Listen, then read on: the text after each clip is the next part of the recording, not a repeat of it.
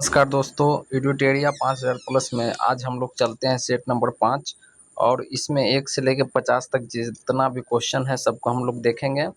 आप लोग क्वेश्चन को ध्यान से देखिएगा और याद कीजिएगा। तो चलिए चलते हैं हम लोग पहला क्वेश्चन की ओर। हमारा पहला क्वेश्चन है, फिरोज शाह मेहता द्वारा किस वर्ष बम्बई प्रेसिडेंसी एसोसिएशन की स्थापना की गई? तो फिरोज शाह मेहता के द्वारा किस वर्ष बम्बई प्रेसिडेंसी की स्थापना की गई? तो इसका सही आंसर हो जाएगा, पहले ऑप्शन देख लेते हैं, 1899, 1884, 1852 ईस्वी, 1885 ईस्वी। तो इसका सही आंसर हो जाएगा 1885 ईस्वी, यानी कि हमारा ऑप्शन डी नंबर इसका करेक्ट आंसर हो जाएगा। तो अब दूसरा क्वेश्चन की ओर हम लोग चलते हैं और दूसरा क्वेश्चन देखते हैं। दूसरा क्वेश्चन में है, मृत घाटी जिसे डेड वैली कहा जाता है क्यों प्रसिद्ध है? अत्यधिक लवणता के कारण, अत्यधिक वर्षा के कारण, अत्यधिक उष्णता के कारण, गहरी घाटी के कारण।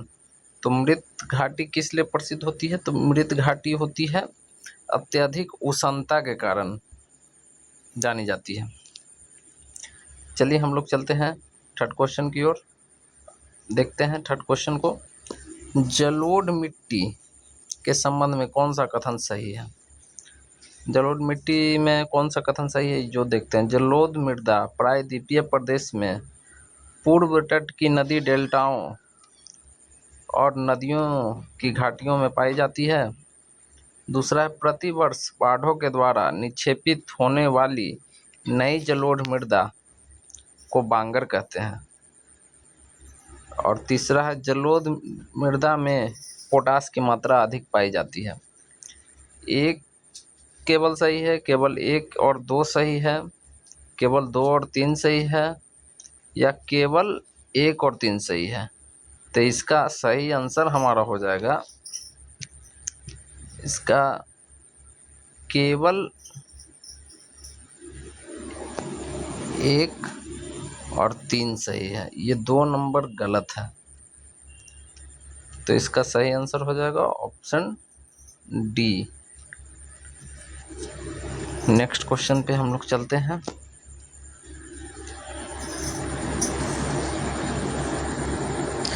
सूर्य ग्रहण की स्थिति में होता है, चौथा नंबर क्वेश्चन है, सूर्य ग्रहण की स्थिति में होता है। सूर्य ग्रहण की स्थिति क्या होती है? जब दोस्तों चंद्र ग्रहण लगता है तो चंद्रमा और सूरज के बीच में पृथ्वी आ जाती है, तो चंद्र ग्रहण लगता है। और सूर्य ग्रहण जब पूछ रहा है तो सूर्य और पृथ्वी के बीच में चांद आ जाता है। तो इसका ऑप्शन देखते हैं, जब चंद्रमा और पृथ्वी के बीच में आता है, सूर्य किसी के बीच में नहीं आता है दोस्तों, तो इसलिए ये हमारा आंसर गलत हो जाएगा। पृथ्वी जब सूर्य और चंद्रमा के बीच में आ जाती है तो इसमें आता है तो चंद्र ग्रहण लगता है, इसमें आने पर चंद्र ग्रहण लगता है। चंद्रमा जब सूर्य और पृथ्वी के बीच आती है, चंद्रमा जब सूर्य और पृथ्वी के बीच में आएगी तो ही ग्रहण लगेगा, सूर्य ग्रहण, जिसका प्रभाव पृथ्वी पर देखने को मिलता है। तो इसका सही आंसर हो जाएगा हमारा ऑप्शन सी। ऑप्शन सी हमारा सही आंसर हो जाएगा। अब चलते हैं नेक्स्ट क्वेश्चन पे। यूरेनियम के भंडार में निम्नलिखित में कौन सा देश शीर्ष पर है?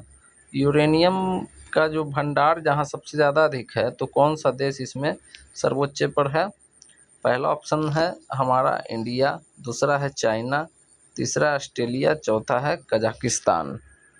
तो 5 नंबर का सही आंसर हो जाएगा ऑस्ट्रेलिया, यानी कि ऑप्शन सी। ऑप्शन सी हमारा हो जाएगा करेक्ट। नेक्स्ट क्वेश्चन पे चलते हैं। निम्नलिखित में कौन सुमेलित नहीं है, जो बताना है, जो सुमेलित नहीं है। 10 डिग्री चैनल अंडमान एवं निकोबार द्वीप के बीच आता है, बिल्कुल सही है। 10 डिग्री चैनल अंडमान और निकोबार के द्वीप को अलग करता है। डोबर जल डमरू इंग्लिश चैनल और उत्तरी सागर को अलग करता है, तो इसका सही आंसर हो जाएगा हाँ, ये भी अलग करता है, सही है। मलक्का जल संधि अंडमान एंड दक्षिण चीन सागर के अलग करता है, ये भी सही है। डेविस जल संधि डेफिन खाड़ी और प्रशांत सागर को अलग करता है, महासागर को अलग करता है, तो नहीं, ये ही गलत है, यही सुमेलित नहीं है, यानी कि ऑप्शन डी नंबर हो जाएगा। डेविस जल संधि जो है, ये देखिए मैं पढ़ चुका हूँ इसको, तो यहाँ पे है उत्तरी अंटार्कटिका और दक्षिण ग्रीनलैंड को डेविस जल संधि अलग करती है। चलिए अब नेक्स्ट क्वेश्चन पे हम लोग चलते हैं। नेक्स्ट क्वेश्चन है हमारा, देखिए बुक काफ़ी पढ़ने से फट गया है, तो इसलिए यहाँ पे थोड़ा सा दिक्कत आ रहा है। ओडेनिल रिडले कछुआ, ओडेनिव रिडले कछुआ के स्थल के रूप में कौन सा स्थल प्रचलित है? इसका ऑप्शन है भीतरकनिका, सुल्तानपुर, सी में है सिमलीपाल, डी में है पेरियार। तो 7 नंबर का हमारा सही आंसर हो जाएगा Bhitarkanika, option number A, Bhitarkanika is right answer. Next question है, किस वन को पृथ्वी का फेफड़ा के रूप में जाना जाता है? सभी लोग हम लोग जानते हैं दुनिया में सबसे बड़ा वन है अमेजन वन, और अमेजन नदी सबसे ज़्यादा चौड़ी नदी है या जिसका आयतन सबसे अधिक है, तो अमेजन वर्षा वन हो जाएगा। ये दुनिया का फेफड़ा है, विश्व का लगभग 30%, विश्व का लगभग 30% ऑक्सीजन यही देता है, इसलिए ये विश्व का फेफड़ा है, सबसे ज़्यादा ऑक्सीजन देने वाला यही है। नेक्स्ट क्वेश्चन है 9 नंबर, निम्नलिखित में कौन ओजोन परत निम्नलिखित में कौन ओजोन परत को सर्वाधिक नुकसान पहुंचाता है? ओजोन परत को सबसे ज़्यादा क्षय किससे होता है? कार्बन डाइऑक्साइड से होता है, हाइड्रोजन से होता है, मीथेन से होता है, या क्लोरोफ्लोरोकार्बन से होता है? तो इसका हमारा सही आंसर हो जाएगा option number D, chlorofluorocarbon. Chlorofluorocarbon जिसको हम लोग शॉर्ट में CFC बोलते हैं, इसको शॉर्ट में हम लोग CFC क्लोरोफ्लोरोकार्बन बोलते हैं।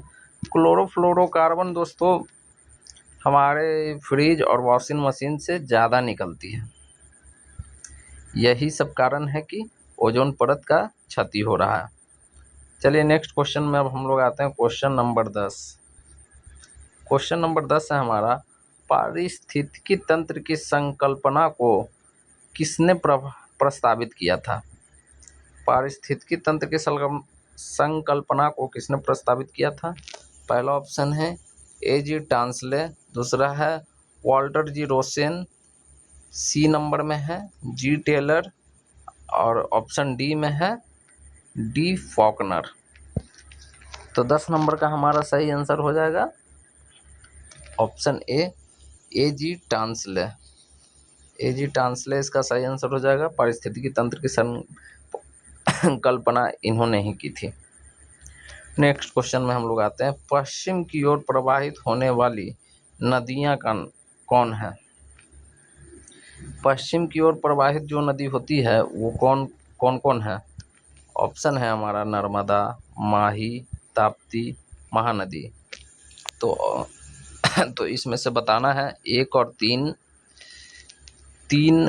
1 2 3, 1 2 4 और ये सभी।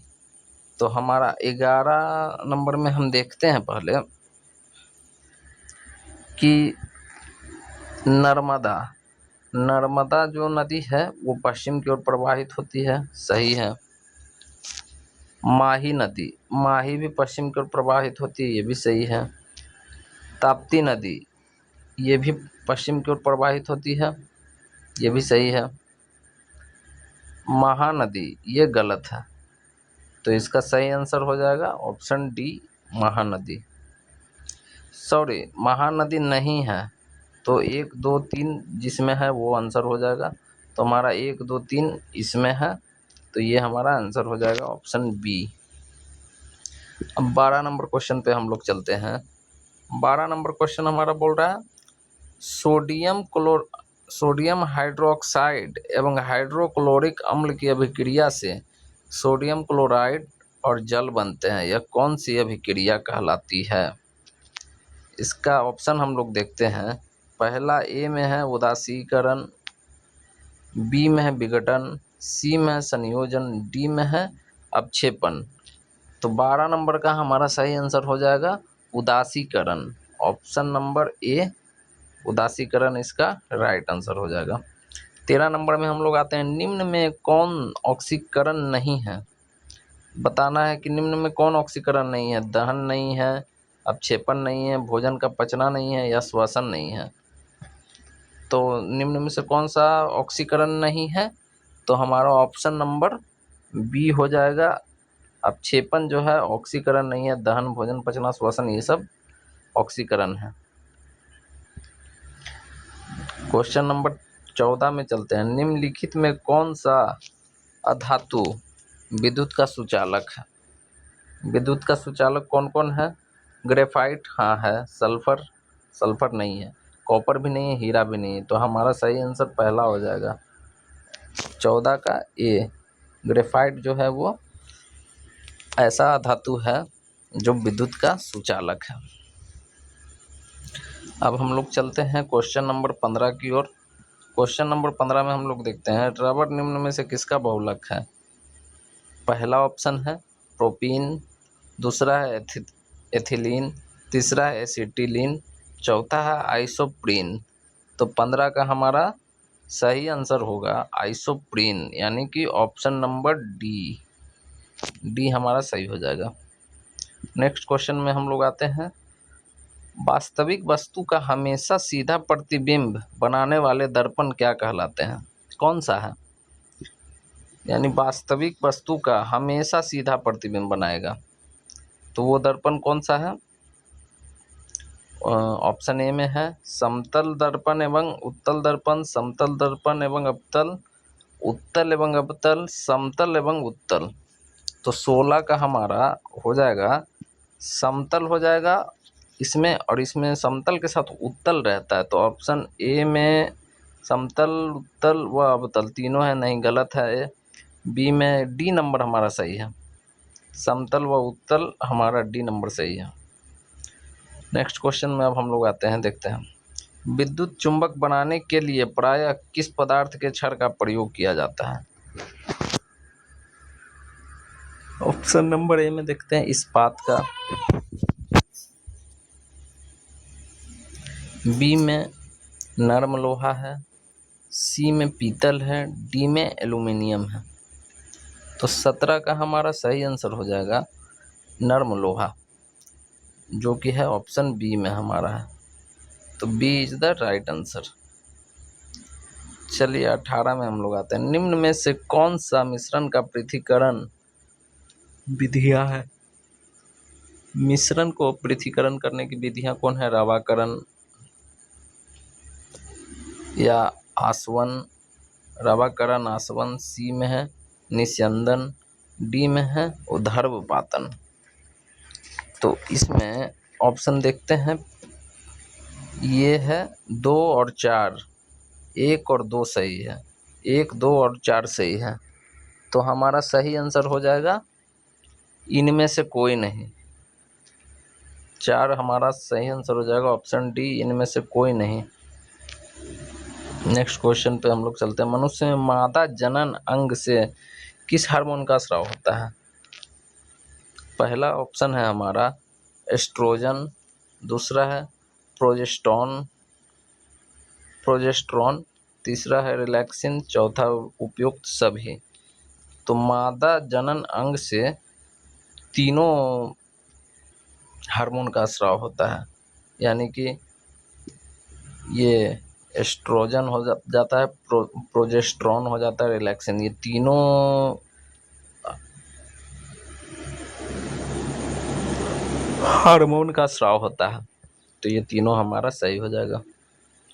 चलिए क्वेश्चन नंबर 20 में अब हम लोग चलते हैं, 20 में हमारा है क्वेश्चन कि सुमेलित करना है, बताना है सुमेलित करके कि कौन सही है। टोकोफेरॉल, देखिए दोस्तों एक चीज़ बता देते हैं। एक सूत्र होता है, रथ एक टॉफी।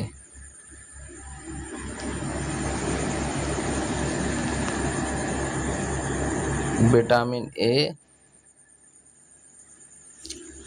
ए के लिए ये हो गया, बी में है थायमिन के लिए, रथ एक ए बी, ए से है ascorbic acid, C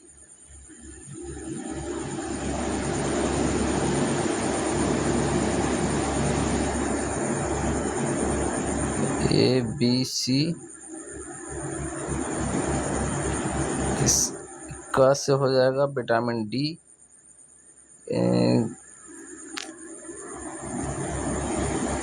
vitamin D हो जाएगा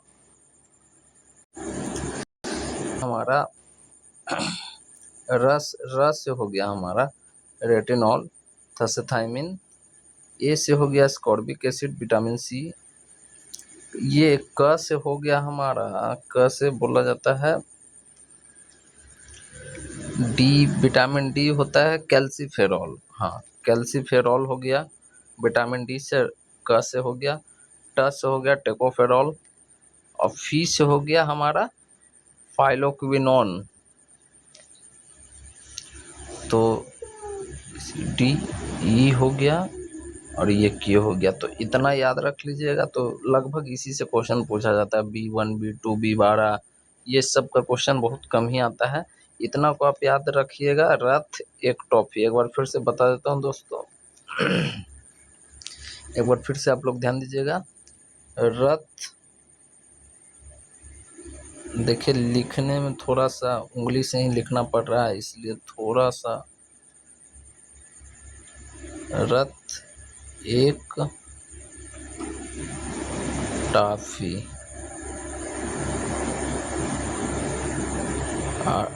रेटिनॉल हो गया जिसको विटामिन ए जिसका है, थायमिन हो गया विटामिन बी के लिए,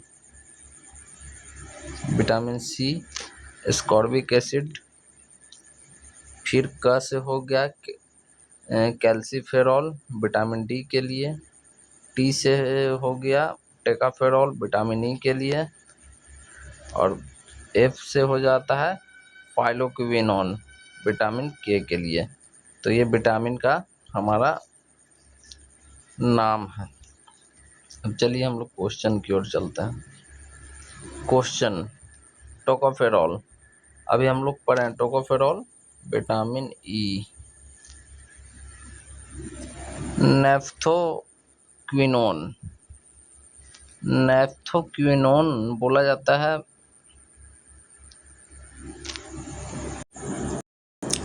नेफ्थोक्विनोन है जो दोस्तों विटामिन के को ही बोला जाता है, के को नेफ्थोक्विनोन भी बोला जाता है।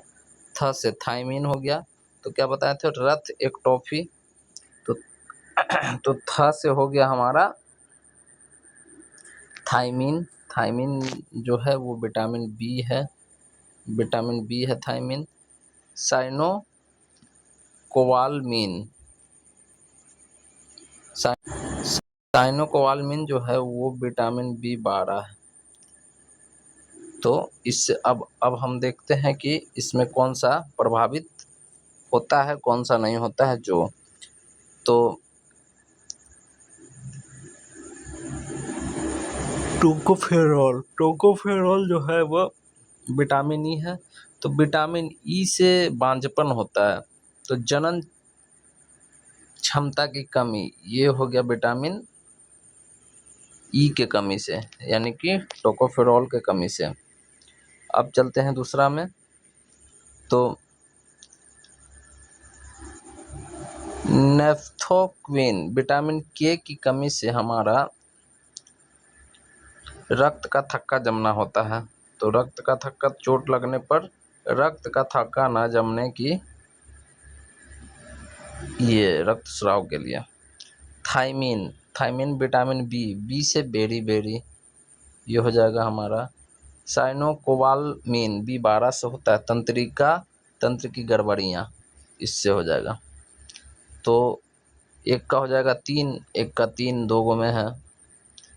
नेफ्थोक्विनोन का हो जाएगा हमारा, यानी विटामिन के का रक्त का थक्का जमना, तो ये 1 नंबर में हो जाएगा। तो बी का 1, तो बी का 1 इसमें है, तो यानी ऑप्शन बी करेक्ट है हमारा। तो इसमें हमारा ऑप्शन हो जाएगा ऑप्शन बी। नेक्स्ट क्वेश्चन पे हम लोग चलते हैं। अमीबा में भोजन का अंतर्ग्रहण किसके द्वारा होता है? पहला ऑप्शन है कुटपाद, दूसरा है कोशिका मुंह, तीसरा है सीलिया, चौथा है गुद्दा द्वार। तो इसका सही आंसर हो जाएगा हमारा कुटपाद के द्वारा, ऑप्शन ए इसका राइट आंसर हो जाएगा। नेक्स्ट क्वेश्चन है, निम्न में से कौन सा ऊर्जा का मात्रक है? तो ऊर्जा का मात्रक आप लोग को पता ही होगा, जूल जो है वो ऊर्जा का मात्रक है। नेक्स्ट क्वेश्चन पे हम लोग चलते हैं। संविधान के किस भाग में सहकारी समितियों का उपबंध है? पहला ऑप्शन है हमारा भाग 9 में, भाग 10 में, भाग 9 के ख में, भाग 9 के क में। तो इसका सही आंसर हो जाएगा दोस्तों हमारा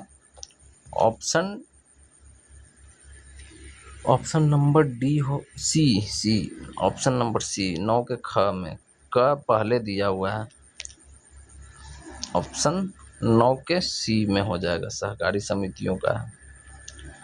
निम्न कथनों पर विचार करना है। उच्चतम न्यायालय 6 प्रकार के रिट जारी करता है, जबकि उच्च न्यायालय 5 प्रकार के रिट जारी करता है। यह सही है कि गलत है, ये हमको बताना है। दूसरा है, अनुच्छेद 32 के तहत सर्वोच्च न्यायालय रिट जारी करता है, जबकि अनुच्छेद 226 के तहत उच्च न्यायालय रिट को जारी करता है। तो इसमें हमारा ऑप्शन अब देखना है कि किसको किसको सही मान रहा है। तो केवल एक यानी कि उच्चतम न्यायालय 6 प्रकार की रिट जारी करता है, जबकि उच्च न्यायालय, ये हमारा देखने में ही गलत लग रहा है कि नहीं, ये गलत है। दोनों न्यायालय सेम ही रिट जारी करता है। 32 में सर्वोच्च न्यायालय जारी करता है और 226 में उच्च न्यायालय, ये सही है। तो हमारा सही आंसर हो जाएगा हमारा ऑप्शन बी, केवल 2। नेक्स्ट क्वेश्चन पे हम लोग चलते हैं। मौलिक कर्तव्य के संबंध में निम्नलिखित में कौन सा सही है? सही बताना है। तो सरदार सिंह समिति के सुझाव पर भारतीय संविधान में मौलिक कर्तव्यों को जोड़ा गया। दूसरा, सरदार स्वर्ण सिंह समिति ने संविधान में 8 मूल कर्तव्यों को जोड़े जाने का सुझाव दिया। 3 नंबर में 42वां संविधान संशोधन के द्वारा 10 मौलिक कर्तव्य संविधान में जोड़े गए। चौथा है, वर्तमान में भारतीय संविधान में 12 मौलिक कर्तव्यों को समाहित किया गया। केवल 1 और 3 सही है, 1 और 2 सही है, 1, 2, 3 सही है, या सभी सही है। तो ऑप्शन हम क्वेश्चन देखते हैं। स्वर्ण सिंह समिति के सुझाव पर भारतीय संविधान में मौलिक कर्तव्य को जोड़ा गया, एकदम सही है। स्वर्ण सिंह समिति के सुझाव पर ही जोड़ा गया। सरदार स्वर्ण सिंह समिति ने संविधान में 8 मूल कर्तव्यों को जोड़े जाने का सुझाव दिया था। हाँ, 8 जोड़ने का निर्णय लिया गया था, लेकिन वर्तमान में 11 है। 42वां संविधान संशोधन के द्वारा हुआ। हाँ, 42वां संविधान संशोधन 1976 को ही ये जोड़ा गया था, जिसे हम लोग मिनी कॉन्स्टिट्यूशन कहा जाता है, मिनी छोटा संविधान जिसे बोलते हैं। चौथा है, वर्तमान में भारतीय संविधान में 12, नहीं, ये गलत है, ये हमारा गलत है। तो इसका सही आंसर हो जाएगा हमारा 1, 2 और 3 सी नंबर में है, तो ये हमारा करेक्ट आंसर हो जाएगा। नेक्स्ट क्वेश्चन पे हम लोग चलते हैं। 1919 में भारत शासन अधिनियम की निम्नलिखित में कौन सी प्रमुख विशेषताएं हैं? तो 1919 की भारत अधिनियम के निम्नलिखित में कौन सी विशेषताएं हैं, वो हम लोग को देखना है। पहला में ऑप्शन पढ़ते हैं। केंद्र द्वारा प्रांतों को विधायी शक्ति का हस्तांतरण। दूसरा है प्रांतों की कार्यकारिणी सरकार में द्वैत शासन की व्यवस्था। तीसरा है इसके तहत पहली बार केंद्रीय बजट को राज्यों के बजट से अलग किया गया।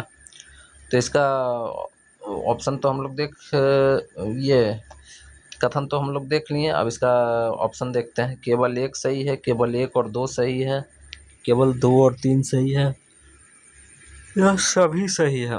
तो इसका सही आंसर हो जाएगा ये सभी सही है दोस्तों। तो इसका ऑप्शन डी हो जाएगा, सभी सही है, सभी सही है।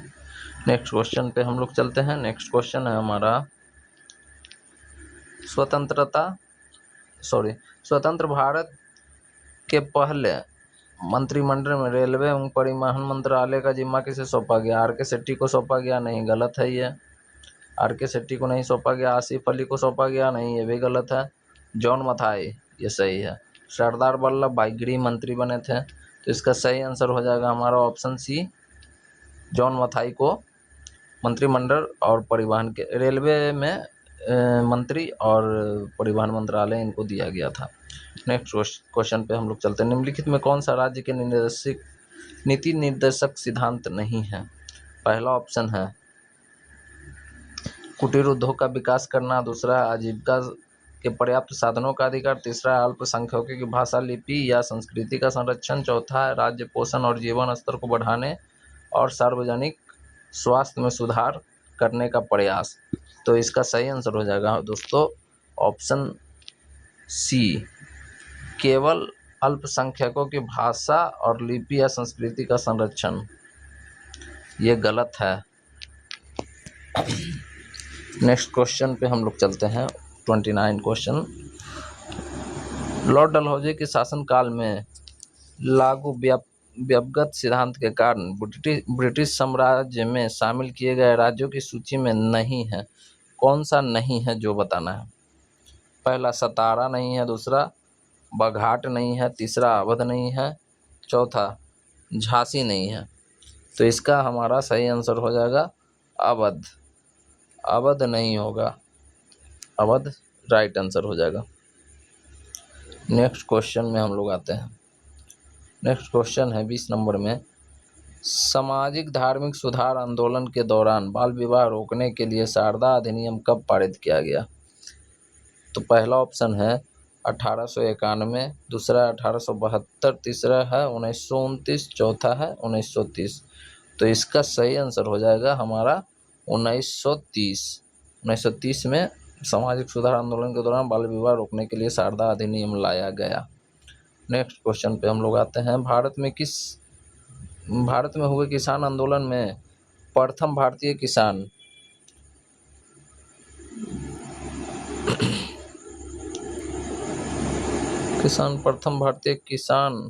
स्कूल की स्थापना किसके द्वारा की गई? किसान स्कूल की स्थापना किसके द्वारा की गई? अल्लूरी सीताराम राजू के द्वारा, एन.जी. रंगा के द्वारा, स्वामी सहजानंद सरस्वती के द्वारा, डी ऑप्शन है सरदार वल्लभ भाई पटेल के द्वारा। तो इसका हमारा सही आंसर हो जाएगा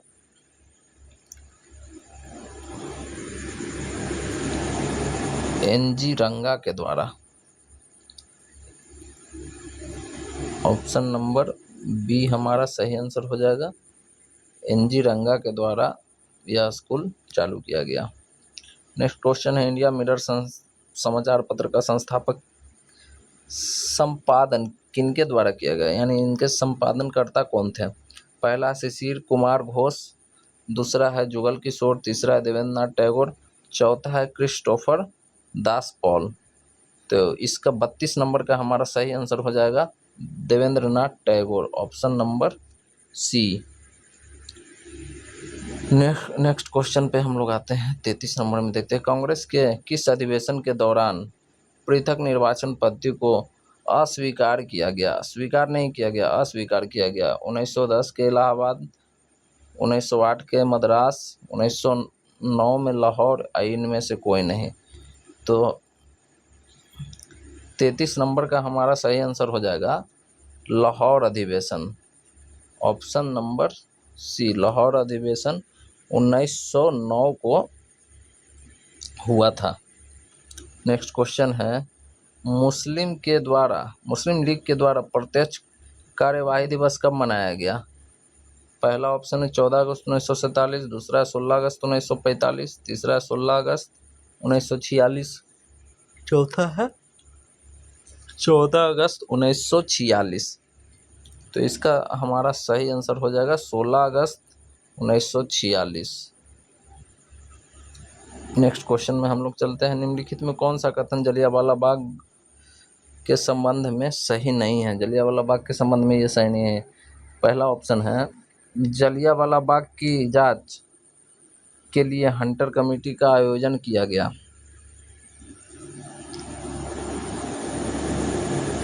बिल्कुल सही है, हंटर कमेटी का आयोजन किया गया। दूसरा है सैफुद्दीन किचलू और डॉक्टर सत्यपाल की गिरफ्तारी के विरोध में सभा का आयोजन किया गया, ये भी सही है। तीसरा है इसके उपरांत गांधी जी ने केसरी हिंद लौटा दिया था।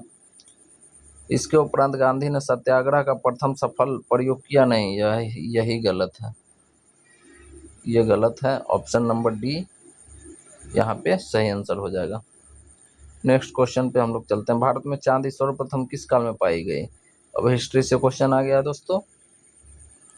पहला है हड़प्पा सभ्यता काल, दूसरा है ऋग्वैदिक सभ्यता काल, तीसरा उत्तर वैदिक सभ्यता काल, चौथा है महाजनपद काल। तो इसका सही आंसर हो जाएगा दोस्तों हड़प्पा सभ्यता काल, यानी कि option A is the right answer.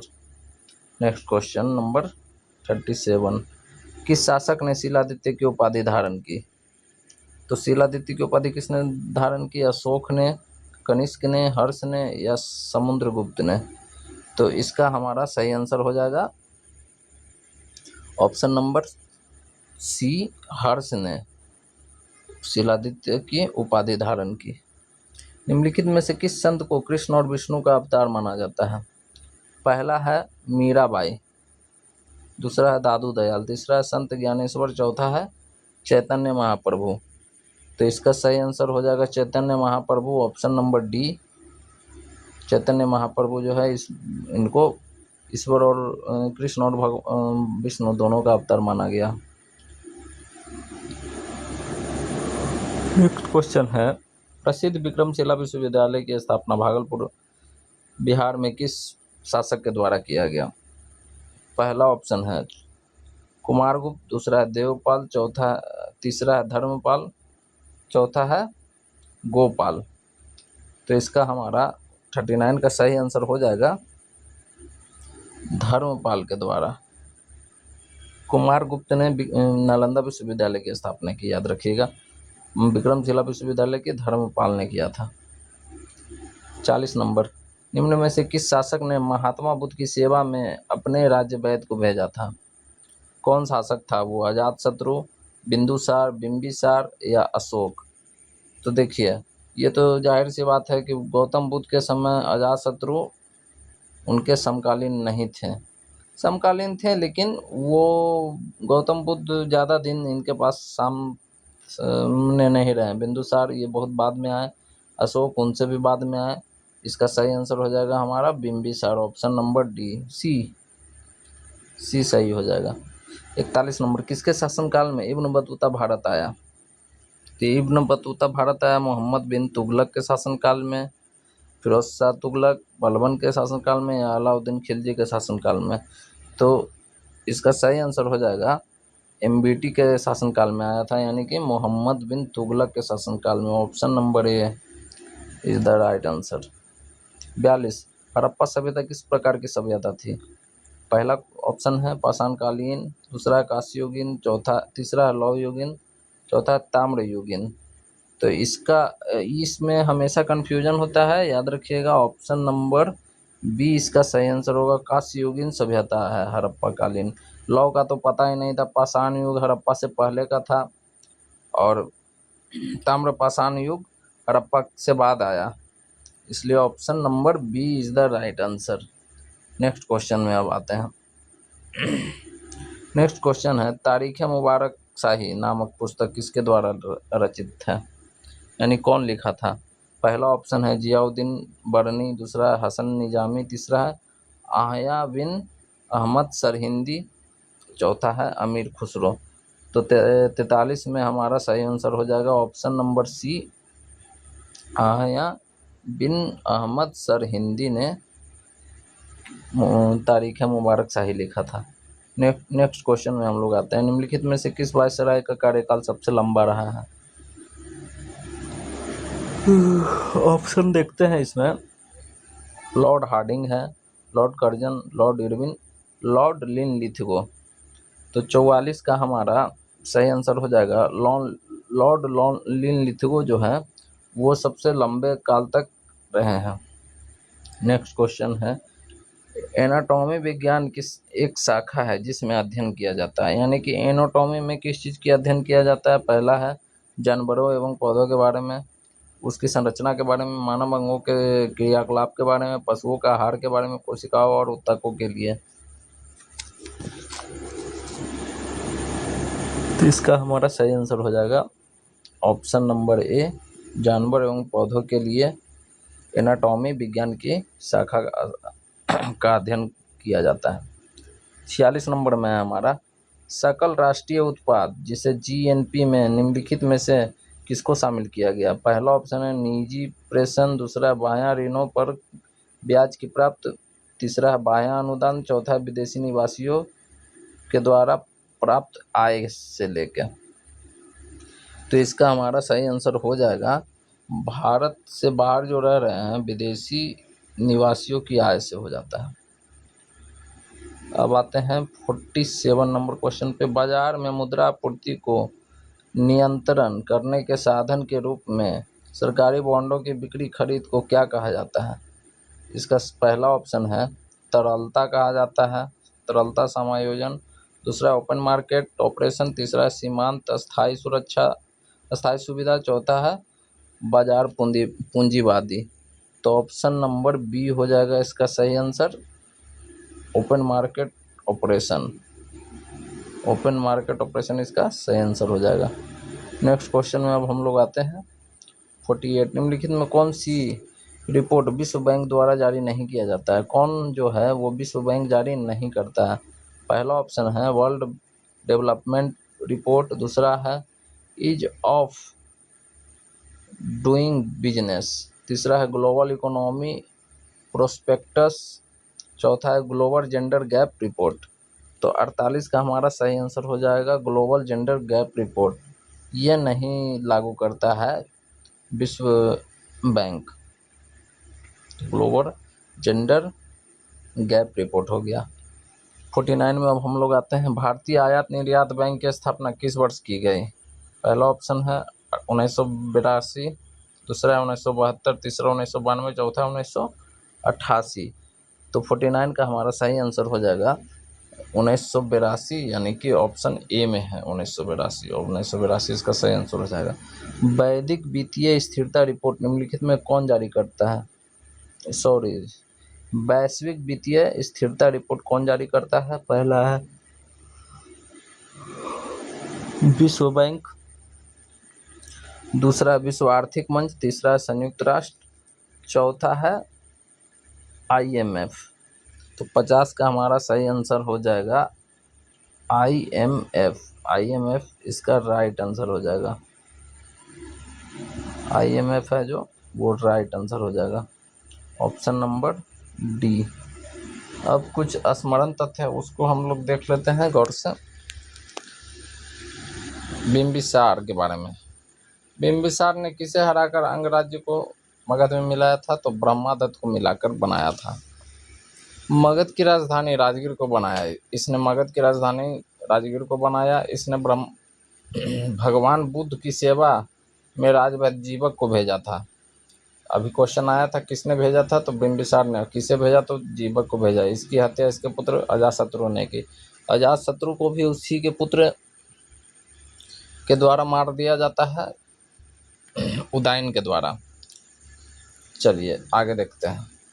Ajatashatru को कुनिक उपनाम से जाना जाता है। कुनिक का अर्थ होता है कुल का अंत करने वाला, उसे कुनिक कहा जाता है। अपने पिता को ही मार दिया। इसने 32 वर्ष तक मगध पर शासन किया। बिंबिसार जो है, ये अजातशत्रु जो है वो 32 वर्ष तक मगध पर शासन किया और उसका पुत्र हुआ वह उदयन था। उदयन भी क्या किया कि अजातशत्रु को ही मार दिया गद्दी पाने के लिए। उदयन ही पाटलिपुत्र का स्थापना किया है, जिसे हम लोग पटना कहते हैं। शिशुनाग ने अपनी राजधानी पाटलिपुत्र से वैशाली स्थापित की। उदयन पाटलिपुत्र अपना राजधानी ले गया था, लेकिन फिर शिशुनाग लेके उसको वैशाली चला गया। कालाशोक ने अपनी राजधानी को वैशाली से पाटलिपुत्र स्थापित किया, फिर ये पाटलिपुत्र लेके चला आया कालाशोक। बिंबिसार बौद्ध धर्म का अनुयायी था, जबकि अजातशत्रु प्रारंभ में जैन धर्म का था, बाद में बौद्ध धर्म का अनुयायी बना। पहले जो बिंबिसार था वो शुरू से ही बौद्ध धर्म का अनुयायी था। गौतम बुद्ध इनके समकालीन थे, इसलिए बौद्ध धर्म का अनुयायी थे। जबकि अजातशत्रु जो है वो पहले में जैन धर्म मानता था, उसके बाद फिर वो बौद्ध धर्म को मानने लगा। नेक्स्ट क्वेश्चन में हम लोग आते हैं। नेक्स्ट ये नोट्स में आते हैं। शिशुनाग का उत्तराधिकारी कालाशोक था। शिशुनाग वंश का अंतिम राजा नंदीवर्धन था। नंद वंश का स्थापना महापद्मानंद ने किया था। नंद वंश का अंतिम शासक घनानंद था, जिसको हराकर चंद्रगुप्त ने मौर्य वंश की स्थापना की, और उसे हराने में चाणक्य का महत्वपूर्ण योगदान था। चंद्रगुप्त मौर्य ने घनानंद को पराजित कर मौर्य वंश की स्थापना की थी। इसमें चंद्रगुप्त बहुत सपोर्ट किया था चंद्रगुप्त को, इसलिए उन्होंने घनानंद को मार के खुद गद्दी पर बैठ गया। तो ये था दोस्तों आज के सेट नंबर 5 का पूरा डिटेल। बताइएगा वीडियो कैसा लगा, और जो हमसे गलती हुआ हो उसको भी कमेंट करके बताइएगा। धीरे धीरे सुधार लाने की कोशिश करेंगे। तब तक के लिए अपना ख्याल रखिए। चलते हैं। जय हिंद, वंदे मातरम।